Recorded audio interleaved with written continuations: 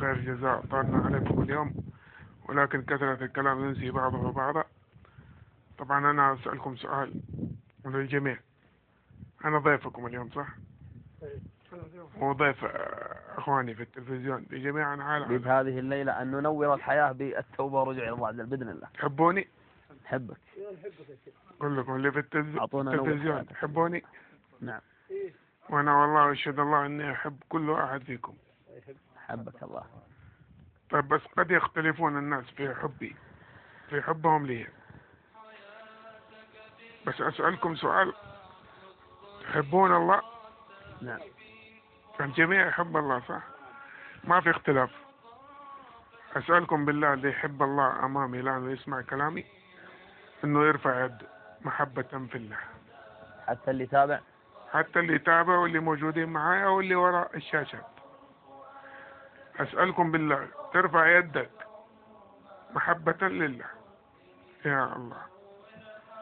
طب رفعتوا كلكم ها؟ جزاكم الله خير. الله نظر إليكم الآن ورأى محبته في قلوبكم قبل أيديكم ما ترفع. طب سمعتم شيء؟ هل لاحظتم شيء يا شيخ؟ كاميرا عليها؟ كلكم رفعتوا صح؟ أنا رفعت؟ أنا اللي سألتكم هل تحبوا الله؟ قلت له أيوة كلكم. أنا ما رفعت. هل أنا ما أحبه؟ طب من اللي منعني؟ الله يرضى عليكم. من اللي منعني أسألكم بالله؟ لا إله إلا الله. منعني اللي سمح لك. تدروا ليش؟ لأني كنت أرفعها معصيته وسترني سنة وسنتين و20 سنة. أي معصية، أغاني، أفلام، مسلسلات، أي شيء. سباق أول واحد، سريع إلى معصية الله، بطيء إلى طاعة الله. والآن أنت ما زلت تعصي الله وسمح لك أنك ترفعها محبة له، لكن أنا فصلها عني من 21 سنة. تنتظر حتى يمنعك؟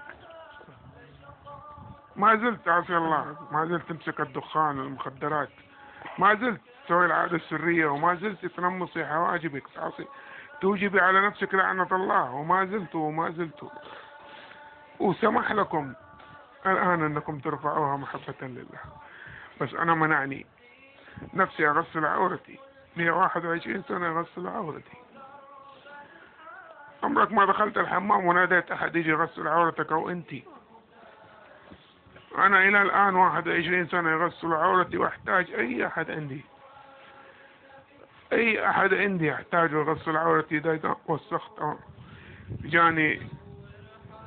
أنا الآن جيت هنا بدون أمي وبدون زوجتي، ولو مشيت بطني اللي معايا هيمشوني وهينظفوني، ولا هضطر أنتظر إلى أن أرجع جدة أو بيتي في المدينة وينظفوني. تقطع قلوبكم وأحسن ما تقطع أجسادكم في النار يوم القيامة. أيوة، عشان أحسن ما تقطع قلوبكم وأفئدتكم في النار يوم القيامة. أشكر نعم الله عليكم في الأرض عشان لا تعذبوا تحت الأرض ويوم القيامة ويوم العرض. أسأل الله أن يحرمكم على النار. هذه اليد اللي رفعتها محبة في الله هتشهد لك يوم القيامة أنك تحب الله.